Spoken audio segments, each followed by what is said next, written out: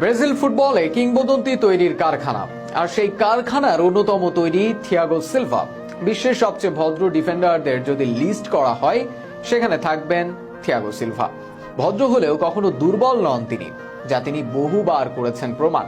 অনেকের মনে হতে পারে বাড়িয়ে বলা হচ্ছে, অনেকের মনে হতে পারে একটু পক্ষ নেওয়া হচ্ছে, কিন্তু যারা সত্যিকারের সিলভার খেলাও উপভোগ করেছেন তারা তো জানেন থিয়াগো সিলভার ক্যারিয়ারের মানে।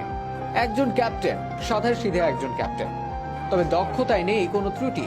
একজন ডিফেন্ডার, অথচ নেই আহামরি শারীরিক আগ্রাসন তার। সব আগ্রাসন হয়তো মনে চেপে খেলাতেই সব জবাব দেন। সেই তরুণ থিয়াগো থেকে আজকের বুড়ো সিলভা এখনো গোলকিপারের সামনে দাঁড়িয়ে ফলাফল নিজ দলের পক্ষে নেন। অবশ্য সেজন্যই তিনি Thiago Silva, the great captain for Brazil, যিনি এত বড় মাপের একজন ডিফেন্ডার হয়েও কখনো লাল রঙের কার্ডটি দেখেননি, যিনি প্রতিপক্ষের কলার টেনে ধরতে শেখেননি, শিখেছেন কিভাবে প্রতিপক্ষের দু পায়ের ভেলকিকে রুখে দেওয়া যায় বৈধ উপায়ে। 2004 সালে ডিফেন্ডার হিসেবে খেলা শুরু করেন। সে সময় পর্তুগিজ ক্লাব পোর্তো তাকে 2.5 মিলিয়ন ইউরোতে কিনে নেয়, কিন্তু তার জায়গা হয় রিজার্ভ বেঞ্চে। তাই এক বছর পর রাশিয়ার ডায়নামো মস্কোতে জয়েন দেন।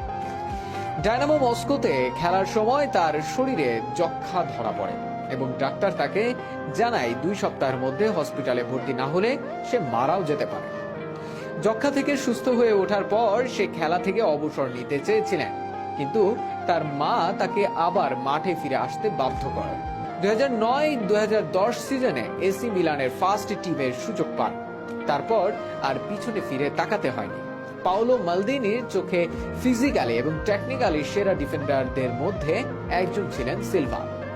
2012-তে তৎকালীন রেকর্ড ট্রান্সফার 42 মিলিয়ন ইউরোতে পিএসজিতে যোগ দেন।